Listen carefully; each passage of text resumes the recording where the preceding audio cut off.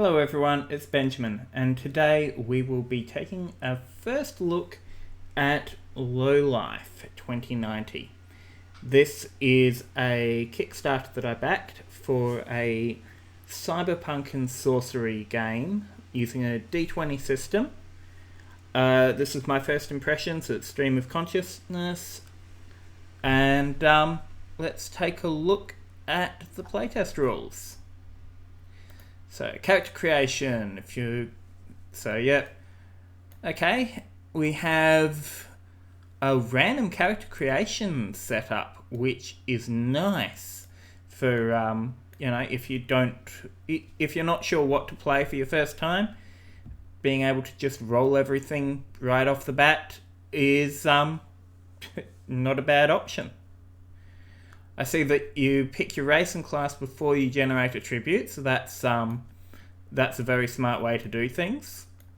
Though that might not actually matter if you're doing straight down attribute generation. This is a D20 system, which, not my favourite systems, but I'm not going to say no. Willing to give it a look. So you've got a random turning point, you've got gear packages, class abilities, create a short backstory. Okay, so let's see what we have here. Attributes. Okay, interesting.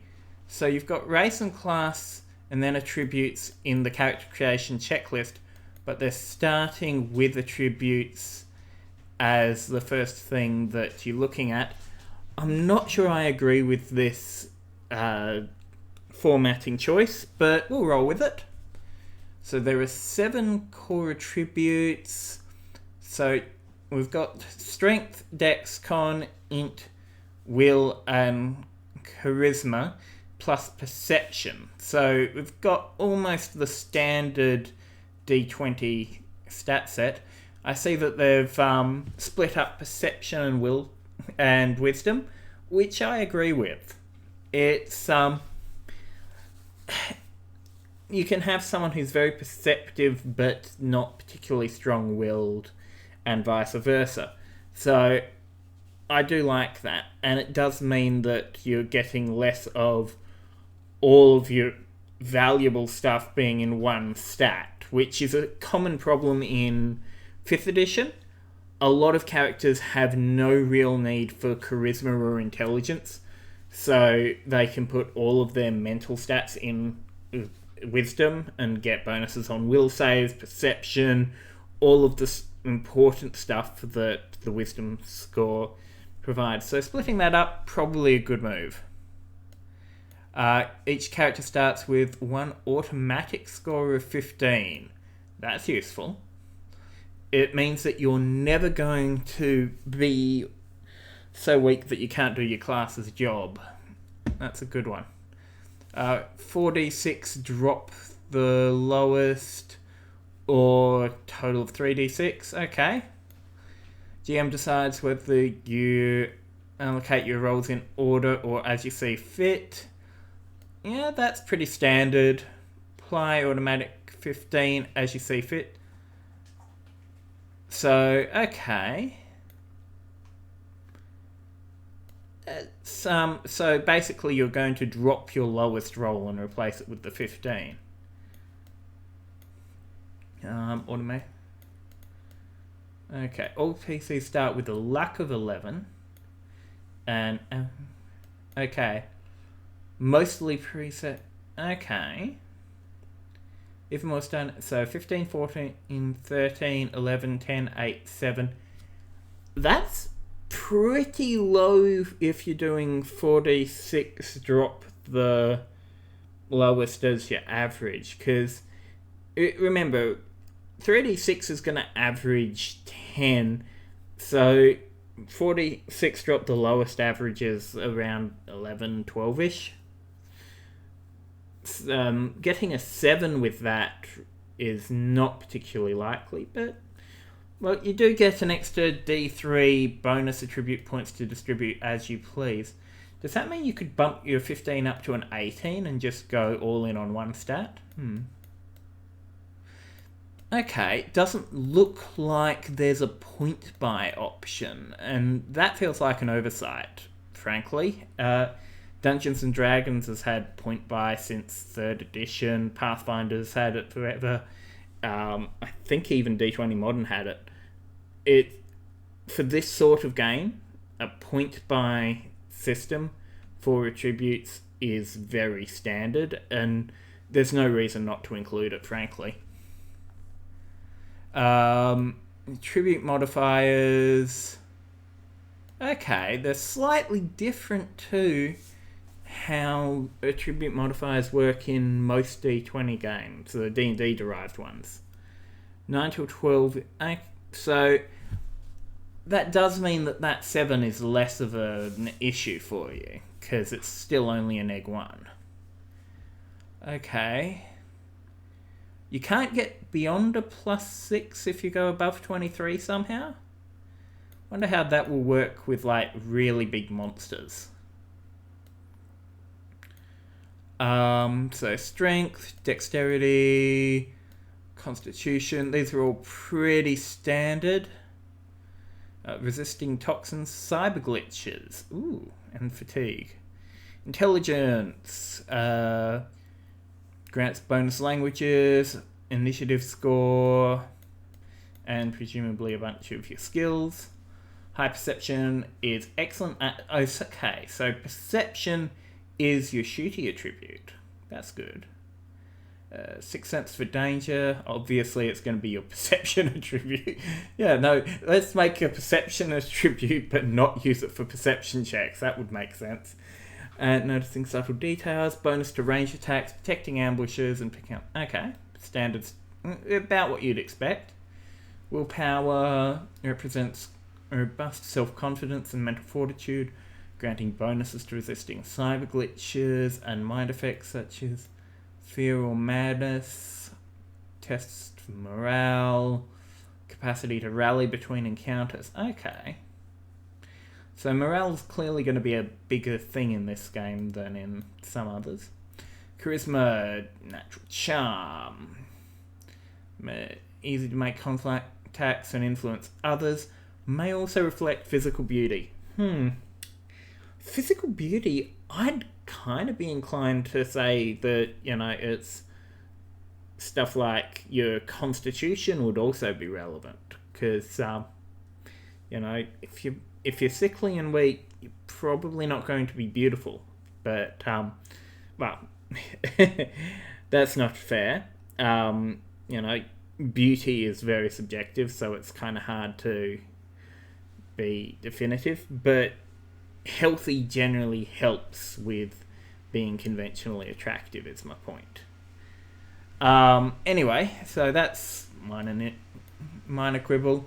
Initiative is a derived attribute, average of dexterity and intelligence round down. Okay. Well, that does make intelligence a more important attribute to non-intellectual characters. Because, as I said, intelligence is often a dump stat to combat characters. So it's good to see that there's some work being used to stop that from just being an automatic dump stat. Okay, luck. So you start with a static luck value. Luck saves and luck checks. Luck saves are made in response to a danger. Work like a standard attribute check. Appropriate penalty. Okay. So you roll luck dex. This is a roll under system, is it? Okay. Interesting. Okay, I'm liking this. So this is basically how you do saving throws in this, rather than having a conventional, like a class-based, say, strong and weak saves. It's all luck plus that. Okay. Luck checks are primarily for major exploits, rescues and retreats, which rely on luck resource to pull off. Luck checks are generally unmodified. Starting luck. Okay. Make a luck roll. roll d20 and apply modifiers. The result is equal to or less than the current luck attribute. The test is, so it is a roll under system. Okay, I like that. Note that a character's reroll pool is available for... Okay, so... means that the character avoids a major threat every time you succeed. Okay, so your luck pool is going to constantly dwindle if overused. Mr. Lucky is not going to be a build you can really rely on in this system then. Other uses: flexible quality. Oh, the GM could really be a dick if you've got a low luck. I can see that. That could work fun. Right, regaining luck. It's regained during downtime, magic items. GM's discretion can give... Okay, that's interesting. So now we're on to races, which... if we check our character checklist, races were the first... Okay, so... we've got Dwarves. So Dwarves get infravision, innate resistances. Oh, so advantage. I believe that this works like advantage in 5th edition D&D.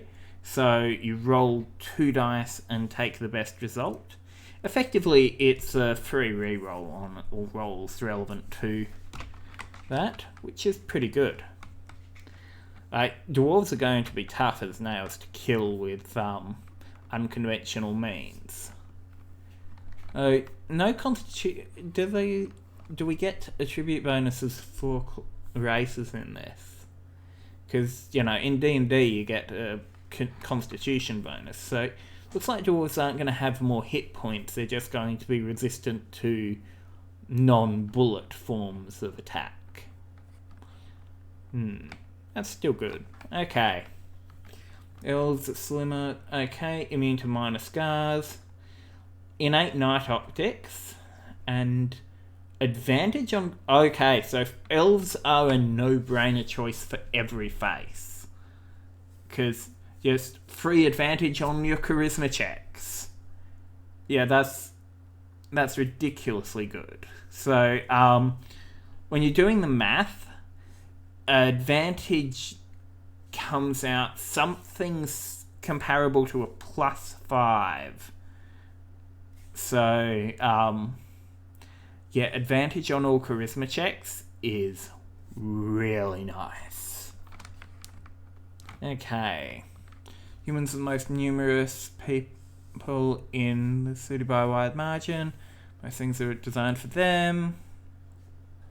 Suffer less prejudice. Humans display a knack for +1.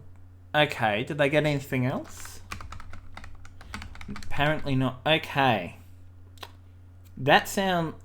I need to find out what the reroll pool is, clearly. But on the face of this is looking underpowered because the last 2 races we've got have basically got a free reroll, take the better result for all checks in a certain category. So this reroll pool better refresh regularly or humans are going to be hugely underpowered. Minotaurs, averaging 8 foot tall, 250 kilograms. They're big boys. Okay. Bovine noses, pointed ears, fearsome horns. Okay, we've got... So they come with a natural weapon already. +2 strength and... So there is attribute modifiers.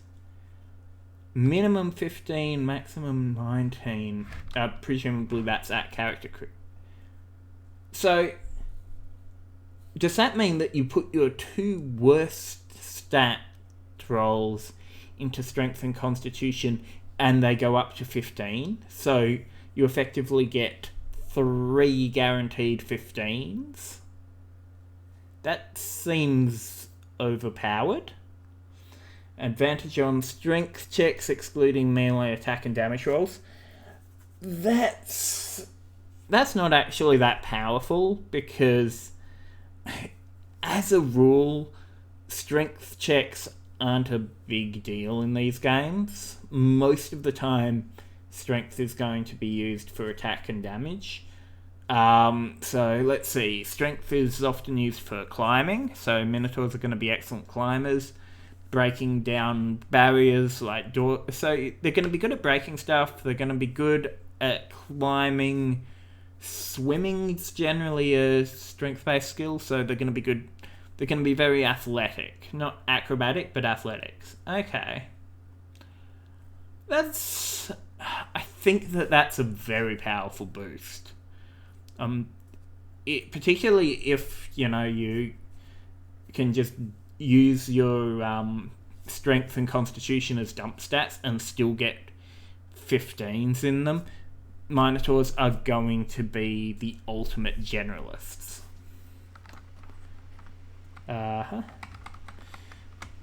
So the Scrawn, 7 foot tall, big boned, minimum strength 13. Again, that strength as a dump stat is a pretty good option. If you're going something that doesn't really need strength, you just throw your lowest attribute in and you've got a passable strength score. Completely hairless, prominent jaws, flat teeth, innocent nostrils. Natural vision, nice. The thing with these natural senses is they're great, but depending on the system, it's generally not much of a bonus, because we're going to have like cyber eyes or just external optics that can do the same job. And that can potentially mean that, it's not really that big a deal. In Shadowrun, which I will be comparing this to because obviously thematically they're very similar games, oftentimes whatever your race's thermographic or night vision or whatever is just going to get completely overridden by your cyber eyes anyway, so they're only really valuable. And even if they're not, everyone in Shadowrun is going to have glasses with an image link, and you can throw on the relevant sensors onto those for teeny cost. So, unlike in Dungeons and Dragons, where there's no real way to reliably and easily get access to these things if you don't have them naturally, in a cyberpunk setting, you can pretty much consider natural vision boosts as a minor perk at best. They also get advantage on strength-related checks, excluding melee attack and damage rolls. Okay, again, good at busting down doors. They're not quite as good at... Is there a cost difference between... There doesn't appear to be a... Well, it's not a point-buy system, so there can't be a cost difference between the races. So I'm not really seeing any reason why you'd pick a Scorn rather than a Minotaur unless you want to maintain a lower profile, because Scorns are basically Minotaurs without the badass hair and with lower attributes, so there must be some other disadvantage that's not immediately obvious for being a Minotaur. Spriggans, goblins, about 5 foot tall, prominent brow, ears, canine teeth, inclination for nocturnal activity, and a gift for agility. Natural night vision, superior olfactory senses. Oh, I missed that. Advantage on dexterity related checks. So, in these systems, dexterity is generally the primary attribute for skill characters. Most physical skills tend to go to dexterity, and particularly important ones. So this is going to mean that Spriggans are ridiculously good at stealth. They are going to be acrobatic. They're going to be able to pick locks. They're going to be able to pick pockets. They're going to be able to balance. all of you, these guys are going to be a natural choice for any thief or second story work role. Infiltration is going to be their gig. Superior olfactory senses, that's a sense that actually might be useful. Because in my experience in Shadowrun, everyone picks up vision enhancements and hearing enhancements, but olfactory stuff is often you're just limited to your natural stuff, you know? It costs money. There's no cheap and easy version like glasses or earplugs, so you have to get cyberware for it. And frankly, people just don't want to spend the essence and money to get cyberware to boost their smell that much. So, yeah, that's a really, really good bonus sentence. Which seems counterintuitive, but there you are. Okay, let's look at classes and how they work. We have Brawler, Exarch, Entech, Gunhand, Hacker, Infiltrator, Influencer, Mage, and Vex. And okay. Hit points, hit points are pretty standard. Reduced to half is staggered, so this is like the bloodied mechanic from 4th edition D&D, it looks like. Shows significant signs of trauma. Reduced to 0 hit points. Character is unconscious or incapacitated and may die or suffer long term. Okay, that makes sense.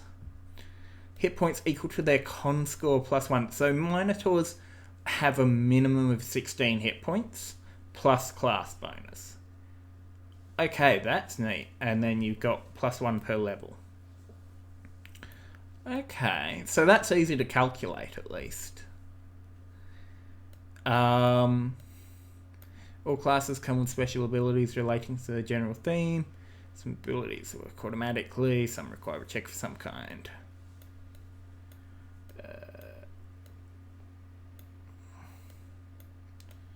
So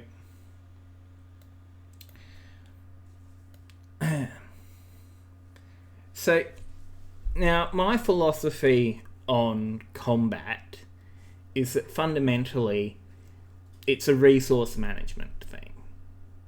You have finite number of spells or ammunition or whatever, and you've got a finite pool of hit points for the team, and the enemy has a finite pool of hit points. And the goal is always to reduce the enemy's hit points to 0 or take them out of the fight while losing as few resources as possible. It's an efficiency game.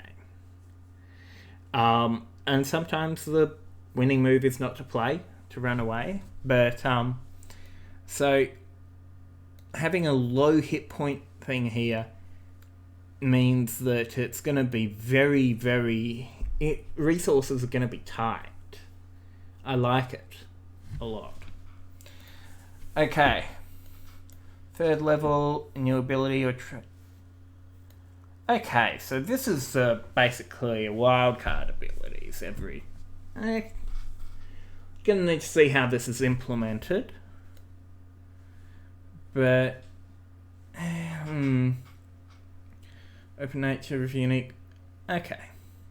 This puts a lot of balancing work on GMs. And while for a veteran GM that can be fine, for someone that's just picking up their first RPG, this can potentially lead to problems down the road. Yeah, definitely. If you're new to the game and still getting a feel for it, use the examples. But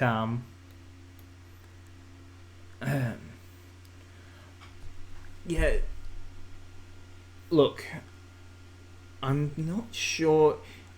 I need to see the rules for the reroll pool, but at the moment humans are feeling so underpowered compared to the other races.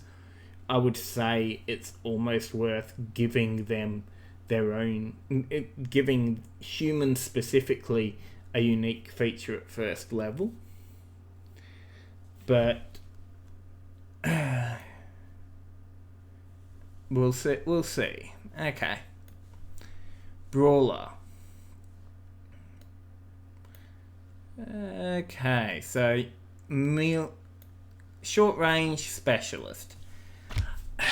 Now, it might seem counterintuitive, but most combat in cyberpunk style games is going to be within tight quarters. And the reason for that is that cyberpunk is very much a city-based genre. Like, you are going to be in a city. And think about a city as a combat zone. Most of the time, you've got buildings and you've got streets. Inside buildings is tight quarters. Like, there are very few buildings where you have, there are no buildings that you're likely to run into where a sniper rifle is your preferred option, for instance. Most rooms in buildings are, like 5 by 5 meters by 5 meters would be a pretty big room. And if you're talking a cubicle farm or something, even though technically the room is much larger, there's so much obscurement from the cubicles that lines of fire are going to be very short nonetheless. So, tight quarters is the norm here. The only real time where long-range fights are going to be happening is when you're going up or down a street. Because even across the street, generally you're not talking a massive distance. So, presumably they're going to have more than just melee, because just melee is going to hurt them, but I'm seeing this picture has a machine pistol in his hand, so we can reasonably assume that it's not just melee. Okay, yeah, you've got pistols, SMGs, shotguns, grenades, melee, all melee, and projectiles. Okay, yeah, this guy is pretty much your default fighter build then, because, yeah, as I said, if you're getting outside of SMG range, that's going to be an unusual occurrence, particularly if your group is always the one initiating things. Heavy vest, sword or baseball bat, stab enforcer heavy pistol, laser sight, 2 mags, regular ammo, a cell, fake ID, brass knuckles, and 50 credits. Okay. I mean, personally, I'd like a machine pistol for if I was building a brawler, because, more DACA, but that's not a bad loadout. Unless the sub enforcer is actually really, really crap, which I doubt is going to be the case. I bet it. Haven't seen them yet, but I'm betting that they're the Ares Predator of the Lowlife universe. Okay, Ganger, Enforcer, Merc, Soldier, Riot Cop. Athletics +7 of Acrobatics, Deception, Detection, Driving. Okay, that's a pretty decent skill list. You can build most of what you want for a close combat specialist with this. Okay. Okay, so attack goes up +1 per level. We're not getting iterative attacks like you do in 3rd edition D&D, so... Okay, and it looks like you're getting about half of your bonus on defense as you are on attacks. So, it's going to scale that attack is going to be favoured over defense. Interesting. And we can reasonably assume that damage is going to scale up as well. Starting network, 3 contacts. Okay. It doesn't say how loyal or well connected the contacts are, so we'll see that system when we get there. Augmentations, begin play with 3 orcs. Ooh. Now, okay, let's take a look. First thing you can roll is Cyber Eyes Night Optics. With no... There doesn't seem to be a reroll mechanism. So if you are a race with Night Optics as a natural theme, you just rolled... Unless Cyber Eyes have some other advantage, you just rolled a dud roll. Just there. Polar McCall Reinforcement, presumably that's an armor thing. Ditto that. Motion Surge. Okay, that looks like a drug auto-injector. Switchblade is a melee type thing, presumably. So that'd be like Spurs in Shadowrun. Okay. Auxiliary Heart. I'm gonna guess that makes you extremely difficult to kill. Strength Graft. I'm guessing here, but I think that makes you stronger. Full Limb Cyberarm. Okay. Can you customize it? What's the deal with that? Interesting. Okay, Milo Specialist. Close Quarter Specialist. First level, you know a number of melee talents equal to your strength modifier. Each new level, learn 1 additional talent. So that's probably going to be like 1 or... Oh, no, you're going to put your 15 here, so 2, maybe 3. Beginner job with 1 use of this ability per level. So that sounds like exponential growth. When do these abilities reset? Oh, hang on. The reroll pool requires you to have a... Well, that's a further nerf for humans. I just figured it was a pool that you could reroll from automatically. Humans are really looking like they're getting the... This reroll pool had better be freaking amazing. Just saying. As part of your normal action, choose 1 talent to apply. Charger. Your defense is not reduced by 2, so if you hit your target must make a luck strength save or be knocked prone. Oh. Okay, so that's a really good one. Because as a melee specialist, you want to get in the enemy's faces as soon as possible. So a charge with no penalties to it and a knockdown that doesn't require you to expend any uses of Melee Specialist, that is amazing. It's the best ability we've read so far. Yeah, it's the only ability that we've read so far, I know. Dual weapons, 2 weapon fighting while unarmed and with your extra attack, you negate the usual disadvantage. Okay. That's interesting. Doesn't seem to apply for a melee weapon pistol build, which is maybe there's a different one for that. But yeah, I would definitely say machine pistol melee weapon would be my go-to build for this kind of character, so not applying to that does hurt it a bit. Melee Opportunist. You drop a foe, you can... Oh, and it's not... That's not all the time? Okay. Drop a foe, you get a free attack or thrown attack. Not more than once per round.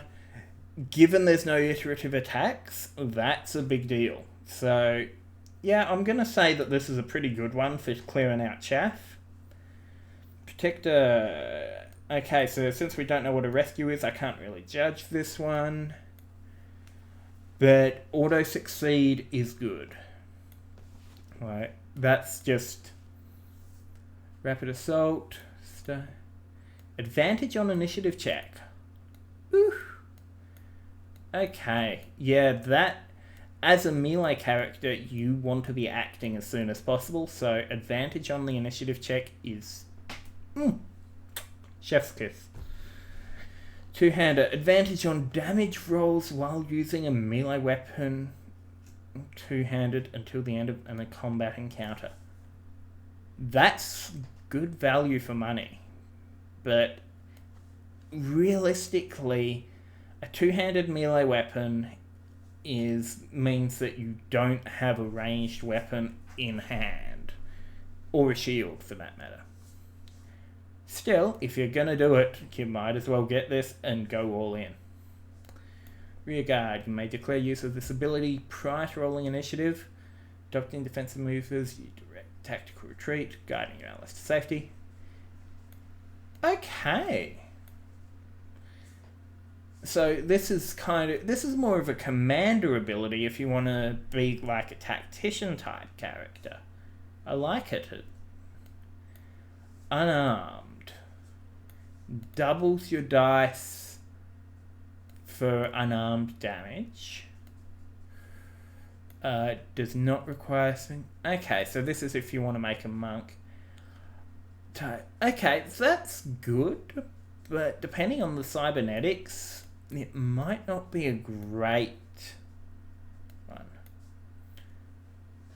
Okay, I can see this being a quite useful... I can see this being quite useful for certain builds. And let's be honest, being deadly without having your weapons... without having weapons is really useful for covert type characters. I haven't seen the weapons yet, so I can't really scale this, but it's definitely better than the Minotaur's horns. Okay, Ruthless. When you inflict a nat 19 effect, +2 to trauma or injuries and set. Okay, I'm not liking this one.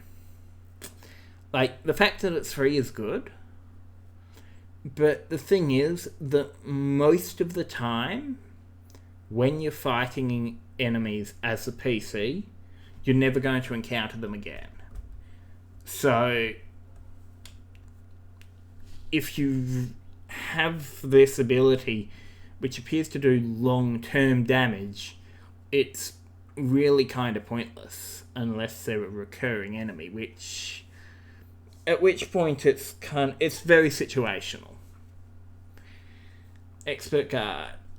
I'm saying that without seeing the injuries and setbacks rolls, so I might be talking out my ass on that one, but it really seems a bit situational. Fumble with the melee attack. Okay, so that's good, because, you know, reducing a fumble into an ordinary miss is always nice. Deadly Strike. On a natural 19, you may trigger this ability to make a strength check. Okay, so that's another roll. You can cause critical damage. Okay. Not sure what the distinction between natural 19 attacks and... So that's going to come up 1 attack out of 20. After which you spend the resource, which you've got a very limited pool of. You then make another roll, and if you succeed that, you cause extra damage. I'm not in love with this ability, I'll be honest. Weapon Master. 18 to 20 melee attack. To apply your weapons 19. Okay. That's that would actually combine well with Deadly Strike. I mean, it's gonna eat through your ability uses in no time flat, but that increases it from 5 to a 15% chance of being relevant, so utility cache. Once per job, you may add a portable, legal or controlled med gear or utility item into your gear list at an opportune moment. Oh, okay, so you're Batman. I like this one. Not gonna deny it. Anything like that is just... It's always having the right tool for the job. And that is more valuable than it gets credit for. Okay. New skills. At 4th and 8th level, you get a new skill. Okay. Depending on how many skills there are, it might be a lot. I don't really see this as a skill monkey type character, but retirement. Okay. Nice. Yeah, I can see this. Okay, so I can see the Brawler being built in several ways. So as I've said, my go-to would be a machine pistol or an SMG in one hand and melee weapon in the other. Katana, because I'm a traditionalist, but yeah. I'd probably look at building them as kind of the point man for the group. So you'd want stealth, detection, probably driving, first aid. You definitely look, not talking leadership type for the build I'm thinking, but I can definitely see kind of a suave martial artist type, you know, always wears an armoured suit and kind of dabbles in being a face. So, yeah, this is a flexible class. I'm liking it. I think it needs to have...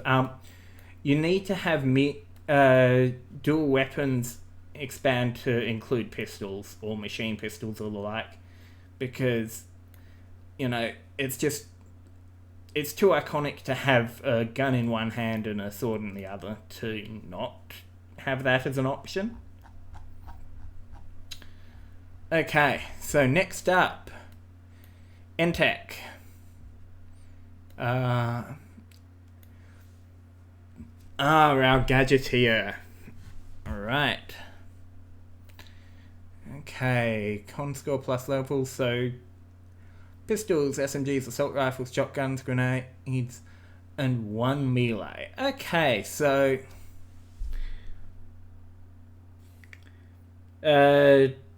no heavy machine gun type weaponry. Interesting. Shrapnel ammo, heavy vest, cell, fake ID, a taser. Tasers are always fun. Okay. So this is basically budget Iron Man, is it? Okay. So they're not particularly good at attack or defense directly. That's fine. So they're getting the same number of skills total as the Brawler. Interesting. Deception, detection, disguise and forgery. I think that electronics is going to be a no-brainer for this class. Like, you're always going to take electronics.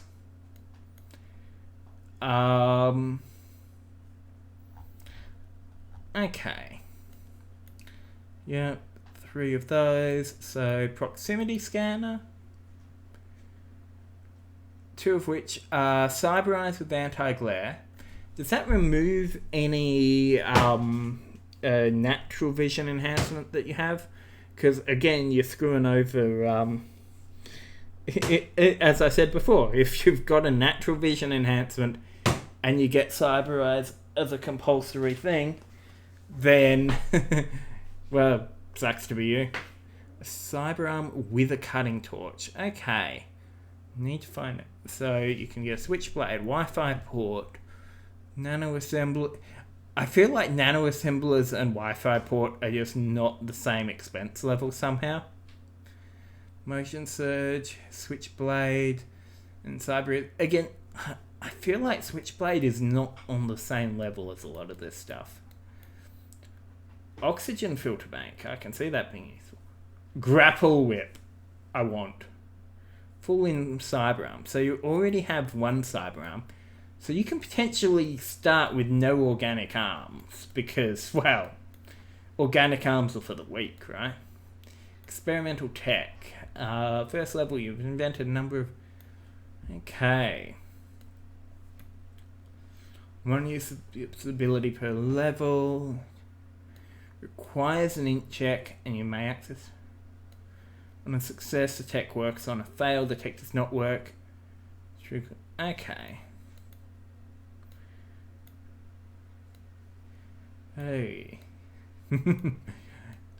Custom jammer. Okay.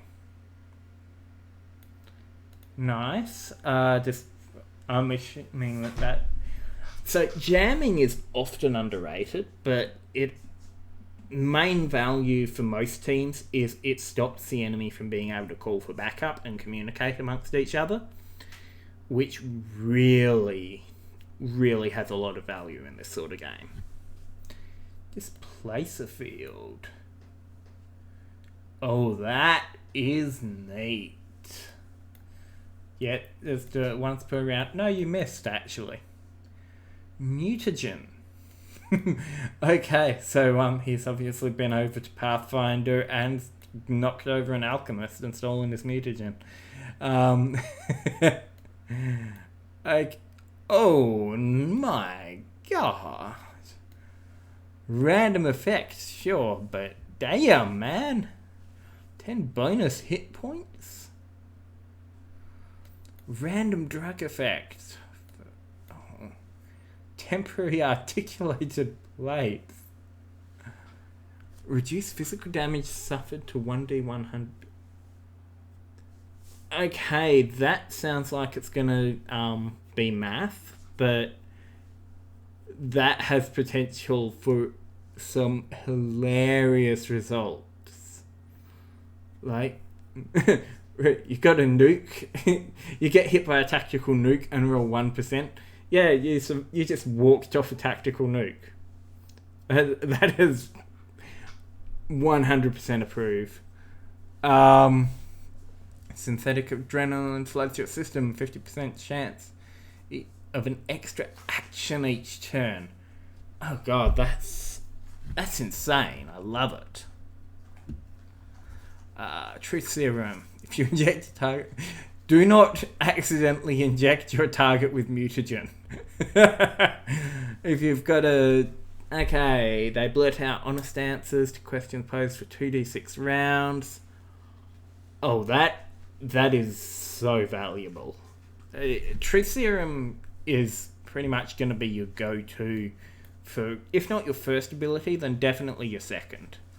It's just being able to interrogate people reliably with no, they can't lie to you. That is just chef's kiss.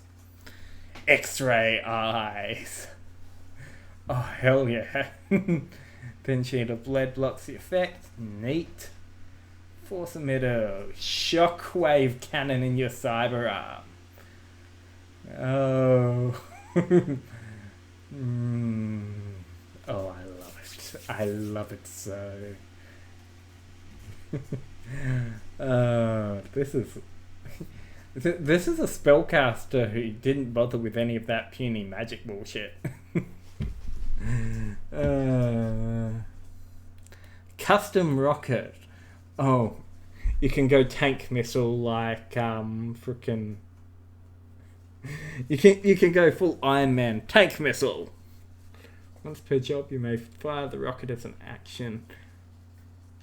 No cost anti-tank. Okay, that is worth picking up very quickly. EMP pulse. Assuming that EMPs mess with cyberware. Oh, that's beautiful. Jet jumpers. Oh, personal flight.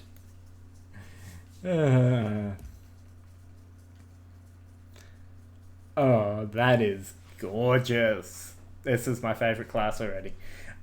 Sleep spray. An opaque. Oh dear, that's Does this smell like chloroform to you? Inject, repair, piece. Okay.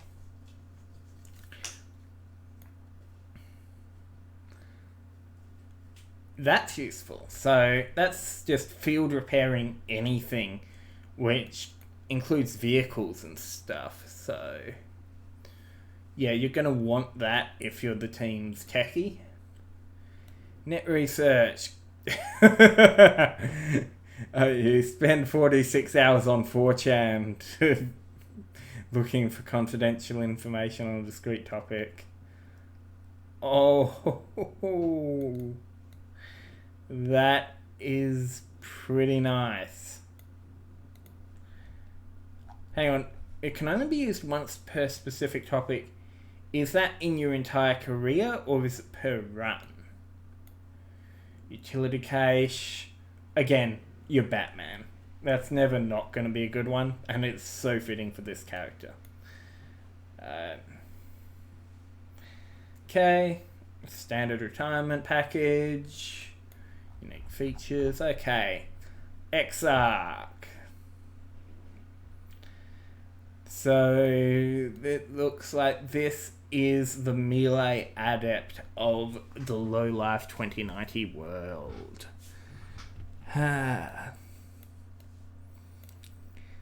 Willpower based. Pistols, shotguns, SMGs. This looks very similar to the Brawler. Actually, it looks almost identical to the Brawler thus far. Magic, acrobatics, and 6 others. Okay, so it looks like everyone has the same skills options. Street Dog. Sense magic. Well, that's useful. Illusion magic cannot be detected this way. Part of its power includes... On a fail, you don't know. Right, that makes sense. That's a pretty good ability. Obviously, you're not going to get cybernetics. That's fine.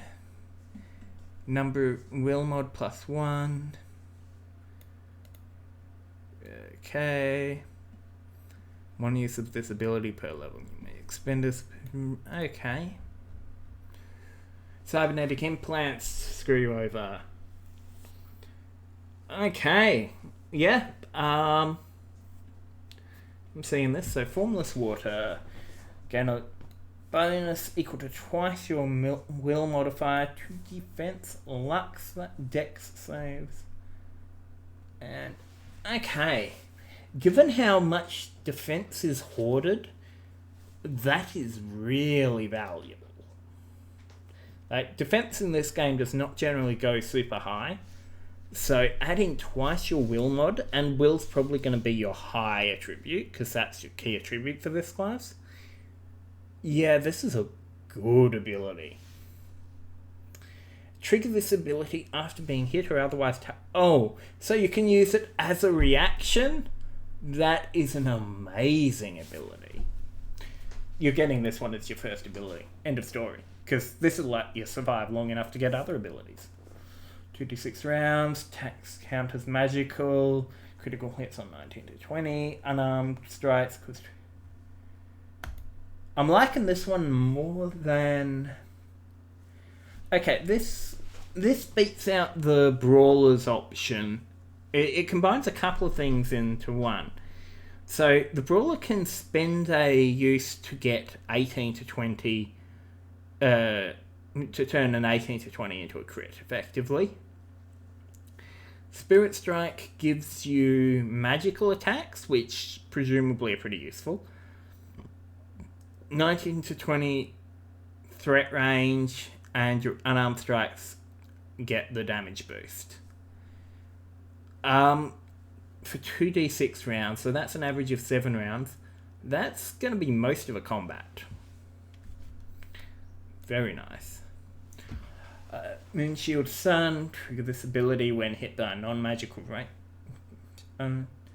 Deflect it, turning the hit into a miss. Critical hits cannot be deflected. Can't use it. So you can go full bulletproof monk. Yeah, Heaven's Leap, 10 meter jump. That's excellent mobility. Power of 1. Oh, that is nice. Yeah, Power of 1 is absolutely valuable. Like, that's a +1, maybe a +2. You can't use it to boost your wisdom, but 3 points of con mean, hey, well, you look at that, your hit points just went up. Yeah, this is and perception, strength, this is a really good power. Mind over matter until next long rest. Yep, that's, I'm injured but I don't care. Classic. Moment of clarity, ignores vision penalties. Okay. This is really good. So what's it best used for? You don't really get any long-ranged options with this beyond the SMG. But ignore penalties due to poor vision is a big deal because smoke is one of your standard methods of hindering enemies. So you can use this defensively or offensively. Offensively, if the enemy has popped smoke or whatever, you can just ignore it. Defensively, you can drop smoke on yourself and then boom, you're ignoring your penalties, but the enemy has to deal with the penalties to hit you. Flexion of will. Okay. Luck brackets will can be... That's nice. Because if you succeed on a luck will check, you're reducing your luck. Turning it into a regular ass will check saves you from losing luck. It's fantastic. Purity of self. When subject to a toxic effect, magical or otherwise, you can make a will check to negate it. So you've... yeah, that's... Oh, I can use my high will stat for fortitude saves. When damaged by melee attack... Hang on. Can you make... Okay, so when subject to a... So you could make this before the luck con save to resist. And if you fail this, you still get your luck con save. That's even better. When damaged by a melee attack, you might trigger this ability to make a will check to transfer the damage to another enemy instead. Oh, that's really good if you're surrounded. You didn't hit me, you hit your buddy. I like it. In combat, you gain the effect equal to a cast more. Once learned. Okay. Don't know what those do offhand, but this doesn't require use of your imbuement, so this should be something that you pick up early on, because you can get 2 or 3 imbuments at first level if you've got a high enough will, but you've only got 1 use per day per session between them. So this one being always on, it might be weaker than the others, but it's always on. It doesn't matter. It doesn't cost you imbuments. Iron Flesh, once learnt, increases your AR. What's your AR? Armor? Yeah, okay. So this is another always on imbuement, so another one that's really good to get at low levels. Yeah, just reducing all incoming damage by 1. It's not much use against big attacks, but it's huge against lots of little attacks. Dream Sight. Spellcasting, but no magical tell. Okay. Again, I don't know what the spells are like with this, so that's interesting. Taxing transmogrification. Oh, you can turn into something. That's very useful. Shape-changing it has incredible utility outside of combat and is often also very good in combat, so definitely worth looking at. Oft good restorative. That's a self-heal, I think. May use your dex modifier. Okay, so... Okay, so this is going to be based on your GM, but it's possible you can combine this with your Sproggan ability. Your goblins get advantage on all their dex checks, and that would give you advantage on all your attack rolls. I feel like this needs to be balanced, or at least it needs to be specified that that combo doesn't work. Twin Fangs, 2-weapon fighting while unarmed, or with weapons or pistols before rolling to hit. Ah, you see, this is what I was talking about. I want melee weapon and pistol. This is the better version. Weapon binding, magically bind up to 2 melee weapons or pistols to your body, which manifest as tattoos, brands, or runes. As part of an action, you may transform the brands on your back into weapons. Oh, that's really nice. It basically it's the ultimate weapon smuggling option. That I'm really wishing we had that in Shadowrun. Standard stuff here. Yep, standard retirement. Okay, the gun hand. Skill tutor, armed with latest firearm, aim assist.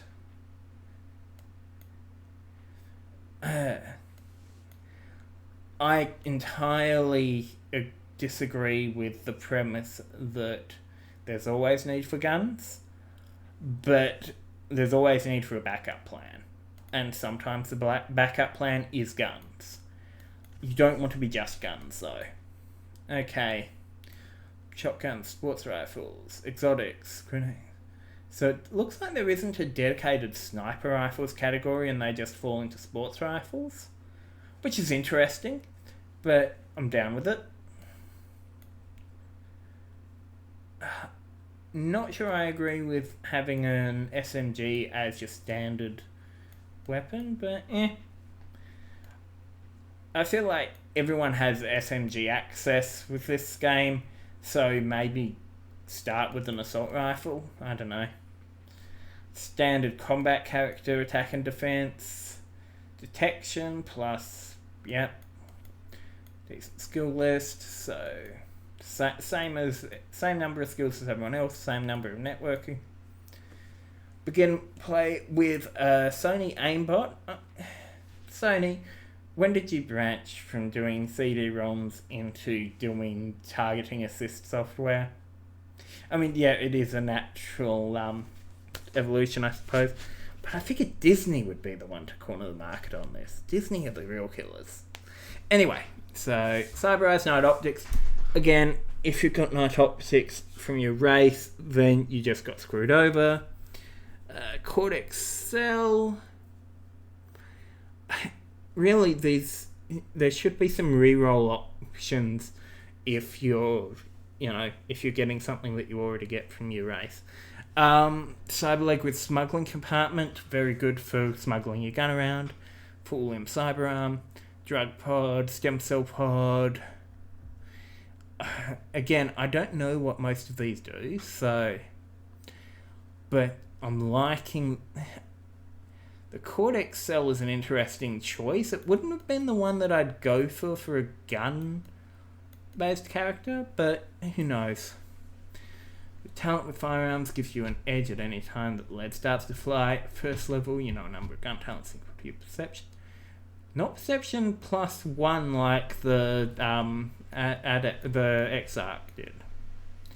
Interesting. 1 use per level. Okay, dual shooting, 2 weapon fighting with guns. That's always nice for putting down more DACA, but really, I'd suggest staying away from just dual guns unless you're going for very tight, short range, high bullet output character. Cover fire. Oh, that's a nice defensive ability that protects your allies. That you want this if you've got a Brawler or an Exarch in the group. Sharpshooter. Reroll damage. Always nice if an important shot rolls poorly. Hip shooting. You may spend a reroll to reroll a missed gun attack. Once per combat. So again, we're seeing limitations on your reroll mechanic, which is again nerfing humans. May not use this ability on a fumbled attack, makes sense. Ranged Opportunists, when you reduce foe to 0 hit points. Yeah, that's always good. Extra attacks are always nice. Quick draw. Advantage on initiative. Again, you want to be shooting first. Quick reload. Yeah, that is incredibly valuable for a gun user. This is a no-brainer that you should always pick up. Rearguard. Again, Rearguard is another good ability. Steady now. Fumble to reduce the fumble to an ordinary miss. Depending on how much of a dick your GM is with fumbles, this is definitely one you want to pick up. Particularly if it is the difference between... If you're going to be shooting into melee often, you want steady now. If you miss an attack due to half combined or blind, you instead trigger the ability to hit. Oh yeah, that's good. If you miss your target with the ranged attack, never reroll attack against an ally in the same melee.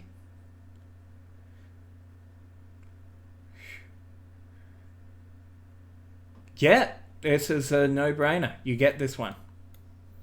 Like, always.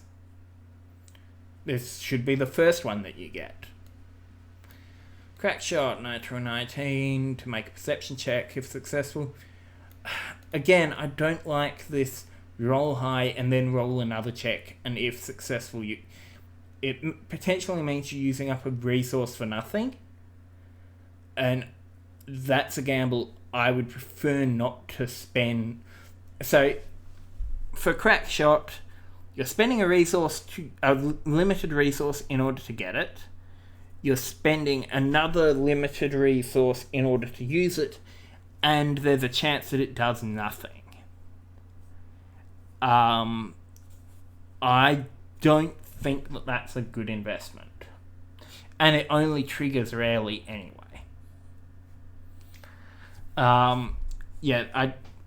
Okay. Utility case, again, as normal.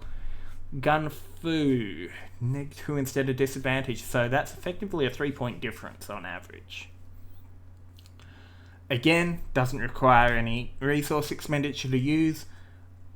It's a good ability.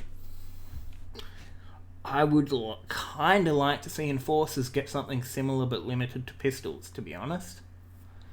Though that'd be a unique feature thing. Okay.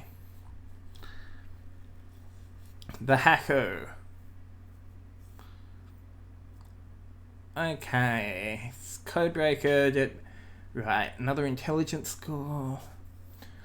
Pistols, SMGs, and 1 melee. So this is clearly a universe where the SMG has taken off. Now, just quickly going to touch on that. If you think about it, SMGs have been a traditional weapon for criminals for a long time. And for good reason. They offer automatic capacity while also being relatively compact. And the lower range that they have than assault rifles doesn't really matter in the sort of places where criminals tend to operate. So yeah, it makes perfect sense. Right. Yeah, as expected, you've got your non-combatant boost list there. Skills, computer +7 of the others. So it looks like everyone gets the same number of skills. Augmentations, you start with a top-of-the-line Cortex cell and 2 others. Cyberpunk with Surveillance Sweeper is nice. It's only... Ooh, Grapple Whip, love it. partial cyberlimb with an ambient voice generator that... I'm guessing that that's equivalent to a white noise generator. Cyber eyes with a network hub display. That sounds very useful. Again, sorry if you boys have got a natural eye boost. That's going away. Drug pod. Third eye. The thing I don't like about the drug pod is that drugs are really a very specific thing for characters. Like, not every character is going to be wanting to use drugs, because drugs always have a downside in pretty much any system. And so, if you roll a drug pod on a character you don't want to have using drugs, you're kind of screwed over. There needs to be a better mechanic for this than randomly getting a piece of gear that you might never want to use. Harnessing your techno-wizardry unlocks all doors. Number of hacks equal to... Okay.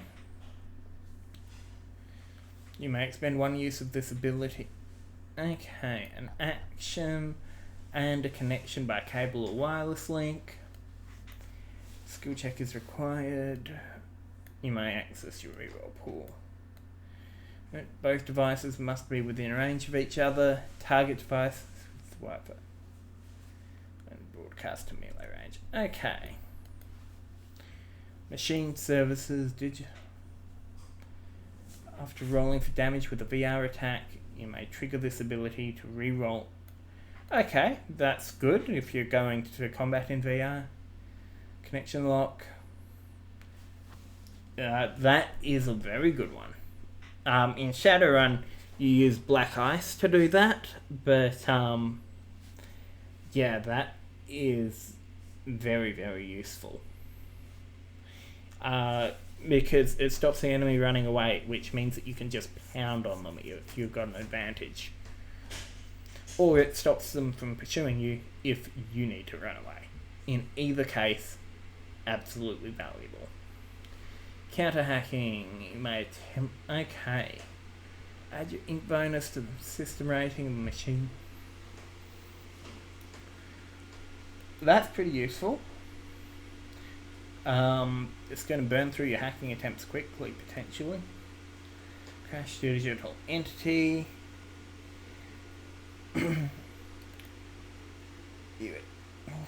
Okay.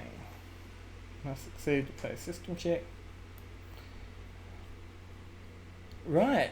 So that's an I win button against digital entities, which should be like intrusion countermeasures and shit. Crash machine, render a machine inoperable for 24 hours. So that's what's being used on my tablet. Okay. Must succeed an opposed check. Great success. Target also rolls a d12. Ooh, that's neat. Oh.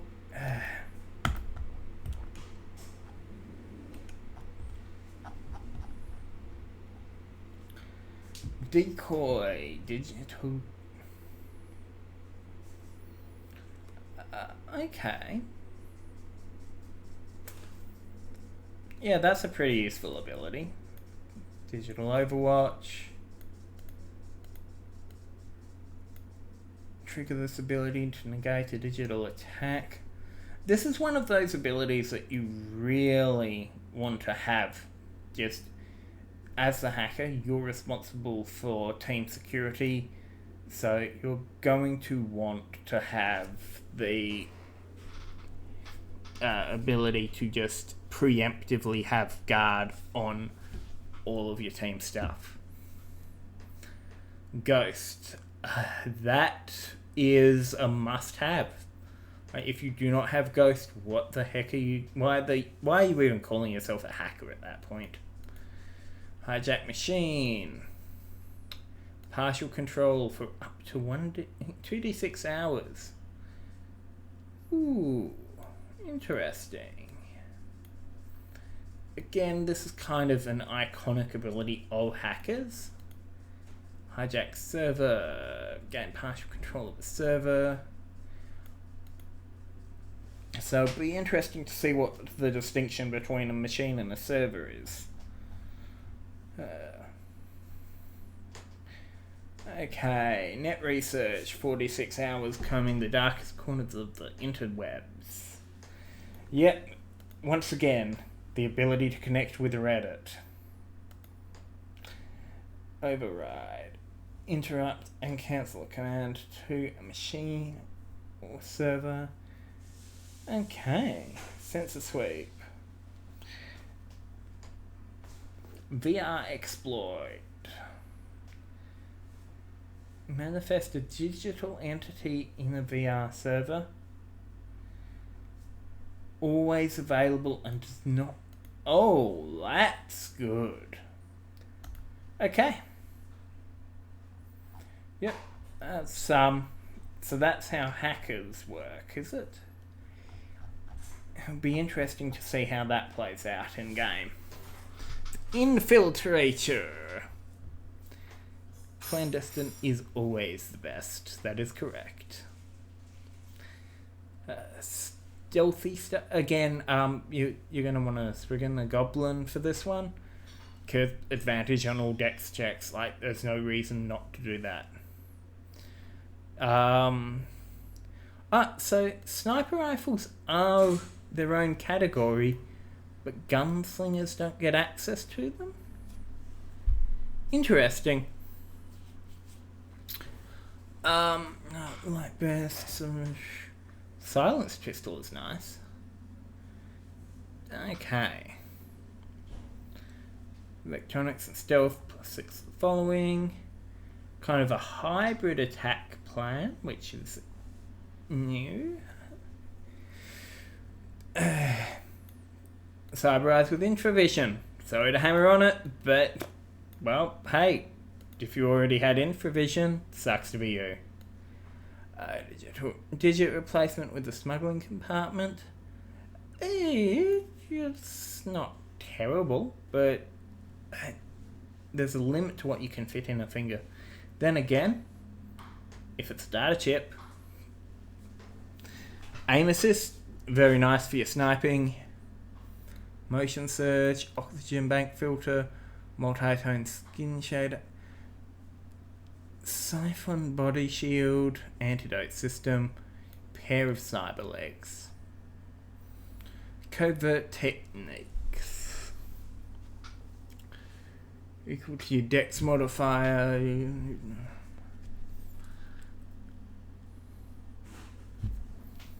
Okay.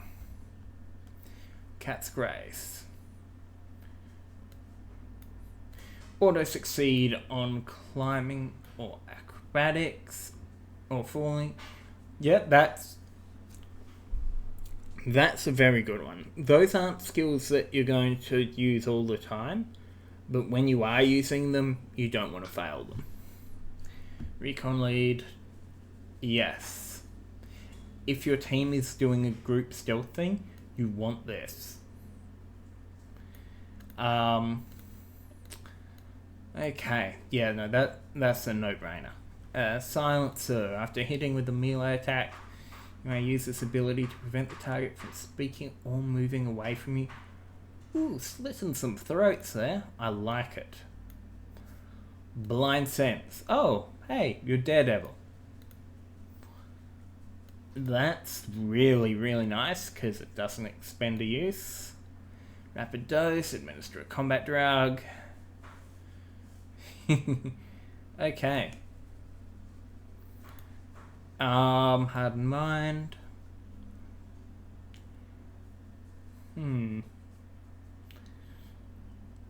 And, oh, that's very good. But the problem is that, it does require... And so this would be more for a social infiltrator, because in theory you don't want to be caught. But it is a nice backup to have. Infrared masking... Yeah, that's gonna be nice, given that all the infravision that's walking around here. Door jacking. Yeah. Oh, yeah, you control the doors. You know, that's legit a very useful thing to have. Camera hacking. Oh yeah, you want this. This is good. Camera hacking is kind of useful.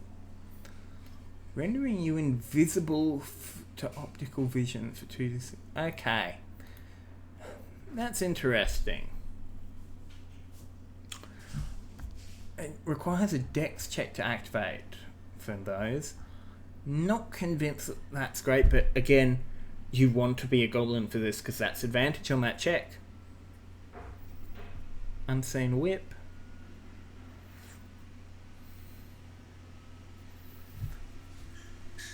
This is nice. I'm not sure why melee range pulled closer is an option, but I suppose that if you're if you're pulling a pull them off a ledge trick, yeah, why not? Assassin, surprised by you, extra damage die. And okay, so that means that you always want to be shooting first, and this is going to be very nice with a sniper rifle. Skirmisher. Well, I've done a video on skirmishing, so subject to a free melee attack due to your movement, your opponent suffers disadvantage on their attack roll. Okay, this gives good mobility against attacks of opportunity. Definitely worth. Net research. You have access to 4chan. Hang on, you spend 2d6 hours. Let me check something. That's 2d6 hours. And 4d. So you're twice as fast as the hacker is on the net. I think that might be an error. Just a hunch. What's per job? You can, yeah, you always got your gear. Ghost. Like the hacker ability. Shadow. Advantage on actions relating to the stealth skill. This is nice, but if you're a goblin, you've already got better than this. So you don't need it. So yeah, you're going goblin. Quick draw. Advantage on initiative. Again, well, in theory, you're getting the drop on people, so you're not going to need this that much. So this one, Shadow's not bad if for some insane reason you go a non-goblin infiltrator. And quick draw is not bad for a sustained fight, but you're going to be starting the fight from hiding unless you're incompetent. Influencer. Okay, you're playing an elf for an influencer. Like, there is no reason that you would not be playing an elf if you're going for a high-end influencer. That advantage on all your charisma checks is just too valuable not to take advantage of. Again, hybrid stat line. Leadership, persuasion. I feel like deception is a no-brainer on this one. Okay. You get pistols, SMGs, assault rifles, shotguns, and 2 melee. That's not terrible. Augmentations, you get chem signaling. Okay. Cyber eyes, lifelike appearance and video. That's pretty good. Kinetic hair, don't know what that is. Drug pod, again, if you're not using drugs, that's kind of useless.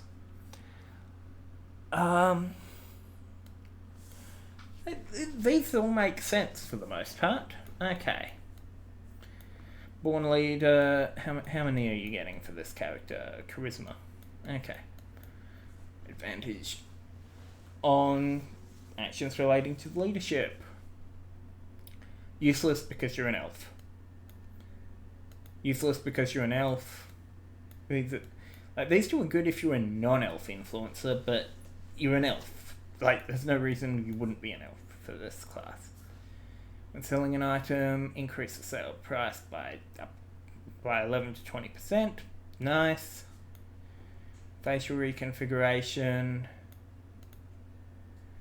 Yeah, that's very nice if you're a disguise specialist, which is a very valid way to play. Inspire ally. Grant an ally within 30 meters plus 3 bonus on 1 roll. Yeah, that's very useful. I feel like that should be a leadership thing, but lie detection. Okay. Yeah, that is a nice one. Gain advantage and persuade. Again, you're an elf. You don't need this. So that's 3 skills, so 3 abilities so far that we can completely ignore because we're an elf, and thus, you know, we're already better than that. Okay. Again, we're an elf, so we get advantage on this charisma check. Okay, so that's interesting. Basically, we overcharge for an ongoing penalty. That's not bad. Once per job and once per downtime, gain a bonus equal to your charisma modifier on a supply check. Not bad. Quick draw. Start of the round. Unexpected aid. Once per job. Okay. That's useful. So how often do you get to use these? Begin a job with them. So downtime just gets any leftovers from the job? Okay. Well connected. Choose 2 more contacts of your choosing. This ability is always active. Okay. That's very nice. Back up. Oh yeah. Backup is good. Yep. That's definitely worth. It's a summon ability. Yep, standard stuff here. Okay, the Mage. Willpower, aid, pistols, SMGs, and 1 blade. Like pistol, the low defense and attack, magic, knowledge, and 6 other skills. Hang on. So mages get 1 less skill than everyone else. That's interesting. Sense magic, much like the Exarch ability. Casting a tell requires speaking. Okay. So I'd rather that you get to choose what your tell is, but yeah. Short period. Twitches and spasms in an obvious manner. You break out in instant sweat. Sharp pain. Okay. Merely advanced. Okay, so it's not.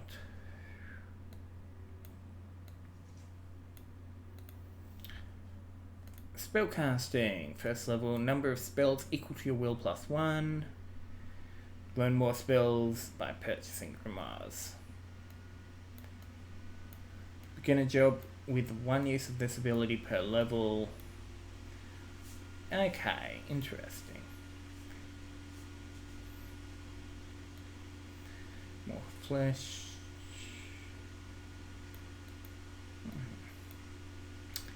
Okay, so their abilities are spellcasting, and it looks like they can gain new flexibility far better than anyone else, but they've still got the same limit to resource pool, and I doubt they get any that just are passives. Okay, so the Vex Vehicle Expert. Oh, it's deck space. Go and Goblin. Like, there's no question there. SMGs, assault rifle, shotgun, anti-vehicle weapon. So they're the only ones that I've seen with anti-vehicle weapons specified. Interesting. Heavy vests. Okay. Yeah, you're talking a pretty standard setup. And they've actually got more skills than anyone else. Interesting. Mid-tier attack and defense. Augmentations start with a vehicle nexus and 2 others. Multi-tool's nice. Okay. Vehicle expertise.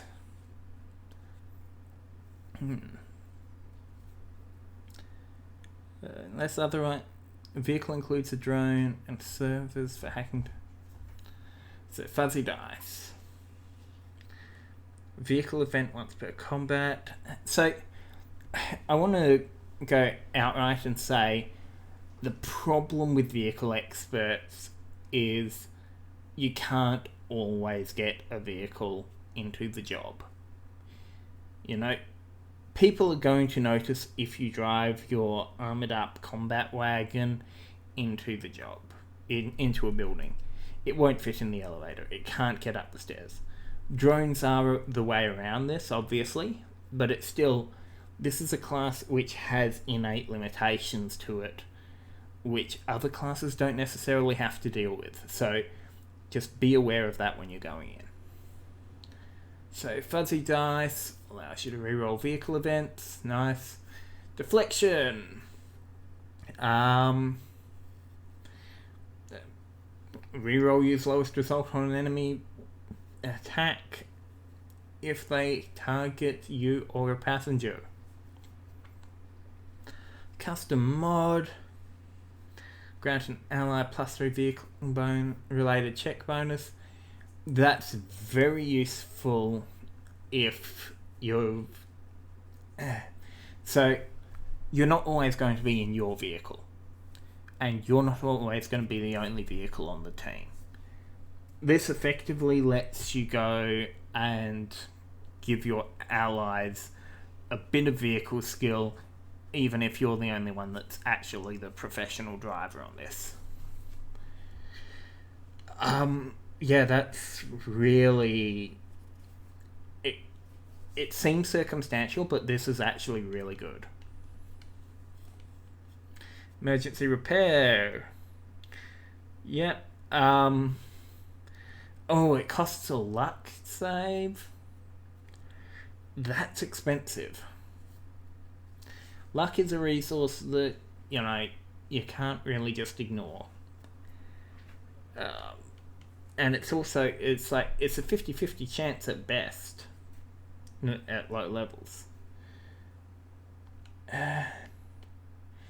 Emergency repair is kind of... If you're having to emergency repair, you're already in trouble.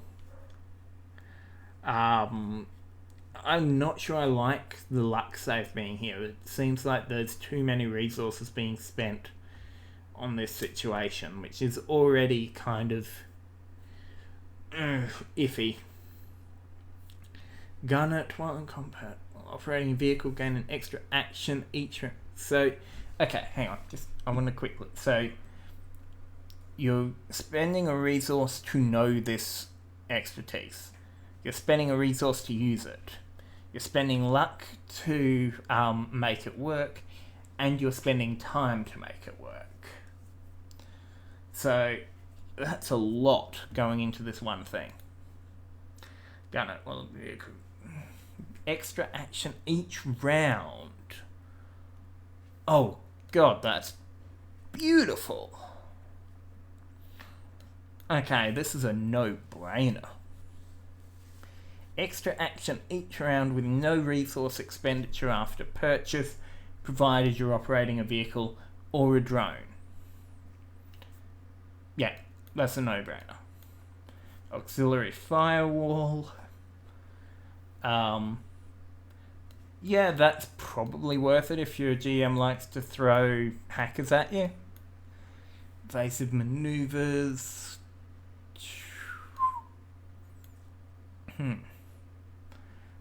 Not terrible. I definitely wouldn't say no to the ability, but again, it's costing a lot of resources.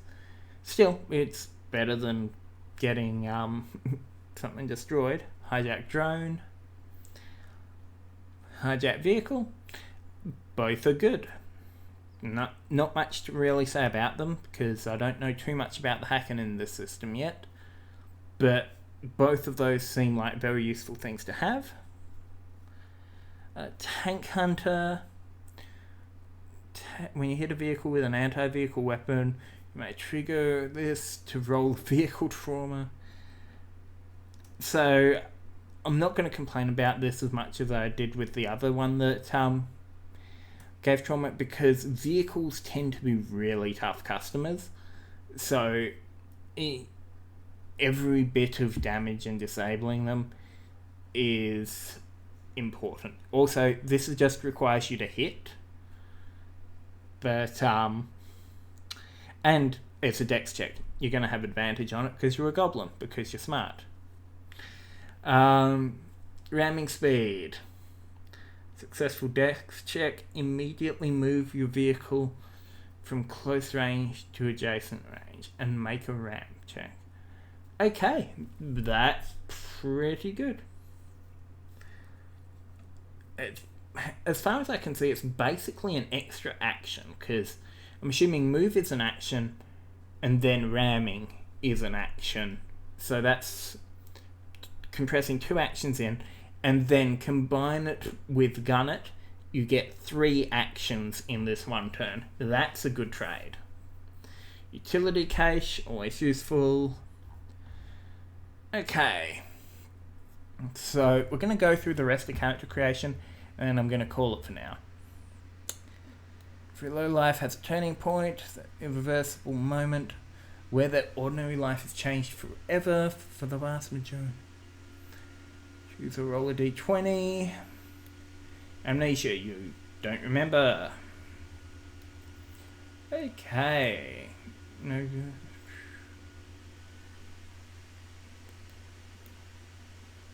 Wanted, things went bad at home, killed his junkie father.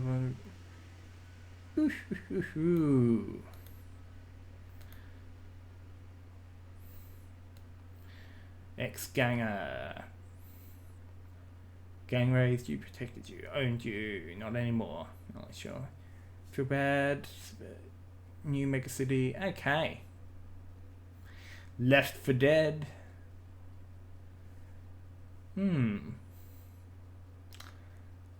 Not bad.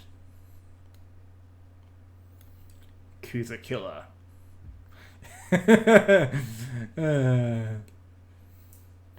Okay. Well. Yeah, you're not going to be keeping a low profile. I've seen what players do. Outfit was destroyed in a corporate strike along with most of your fellow employees. Handful of high value assets were extracted, including your parents. Haven't heard from them since. On the run. Okay. Illegal alien. Yep. That is, that's going to be fun. Insurgent. Ooh. I like it. Intend to rage against the machine until something breaks, even if that something is you. Yep, ex-mafia. Family was always part of the mafia until your father's coup went bad and they died. You died too, but a street jock secretly brought you back. As long as the mafiosos think you're dead, you've got an edge. But for how long? Well, for as long as they think you're dead. It answers its own question, doesn't it? Vat orphan. You weren't born, you were made. Grown in a vat as part of a top secret government genetics experiment. Oh, so the government actually does stuff in this setting. Interesting. Most cyberpunk settings, the government is useless. Project was shut down when you were a teenager, shortly after which your closest siblings were subject to a rendition to rendition. So I was thinking a rendition. For some reason I had, hang on, what? Unknown agents were giving them a musical rendition. My brain goes weird places sometimes. So far, you've managed to avoid being found, but for how much longer? Framed. Drone arrivals framed you for corporate treason. When security came knocking, you escaped by the skin of your teeth, fleeing to another stroll, with your assets confiscated. Okay. Yep. And your identity blacklisted. You return to the street for aid. She answered. One intoxicated night, you made a fool of yourself. A Trid enforcer, sorry. And he glanced you in the face, tearing out an eye. Gain a cyber eye. Ooh, that's interesting. It's Triad, not Trid. Why? Yeah, sorry. Sometime later, you reciprocated by exploding his car while he was in it. You never returned to your day job. Yeah, I can see that. But, screw the Triads. Payback. You took the fall for your game boss, like he asked. Did your time in the big house. They were meant to look after you there, not have you flatlined. Well, surprise, motherfuckers. You're still kicking. And all those rat stumpers are gonna pay. Born lifer. You were born to this life. You merely adopted being a lowlife. I was born to it. Molded by it. And my Bane impression is terrible. You were born to this life, an offspring of lowlife parents who taught you the tools of the trade. When the job turned sour, they just appeared. You were saddened but not surprised. Okay, X4. Got out after... You're John Wick. Why would you want to? The streets are where the skills are most profitable. Interesting. Corrupt Politico framed your sister for murder while you worked within the law to free her. She died in lockup. Your bloody attribution made you a fugitive in 3 states. Hex-cop. Once upon a time, you were a peacekeeper, a court security, FBI agent, or other investigator. You did some bad things to make sure the right people went to the belt, and it cost you your job. No legit outfit will touch a disgraced officer, so this clearly isn't America then. But the streets have work for a person with your skills. A low-life crew killed your parents during a job. Over time, you managed to hunt 2 of them down by joining the underworld. You won't stop until you find them all. Also, for some reason, you dress like a bat. All or nothing. You watched your old pa work 7 to 7 for 30 years and get nowhere. Then he was eaten by a tentacled horror from beyond the veil. And we call that Tuesday around here. Well, you ain't going out that way. You're going the fast track to the big score and get... No. You're also going to get eaten by a tentacled horror. Let's be honest here. On the run, during your earliest years, something was implanted in you. Nanotech, a virus, artificial intelligence, eldritch charm, alien seed, etc. There are aliens in the setting. Interesting. It seemed benign, and you lived with it for years, with no complication. One day, you blacked out, and when you awoke, everyone around you was dead. You fled underground, and have kept a low profile ever since. Dun dun dun! Yeah. I'm liking all of these. Create a theme, background, profession. Okay. So, I'm going to call it there for now. We will undoubtedly pick this up later, but I think that we've got a good run here. Okay, and I'll see you guys next time. Don't forget to like and subscribe. Check out the Patreon, the usual. Bye.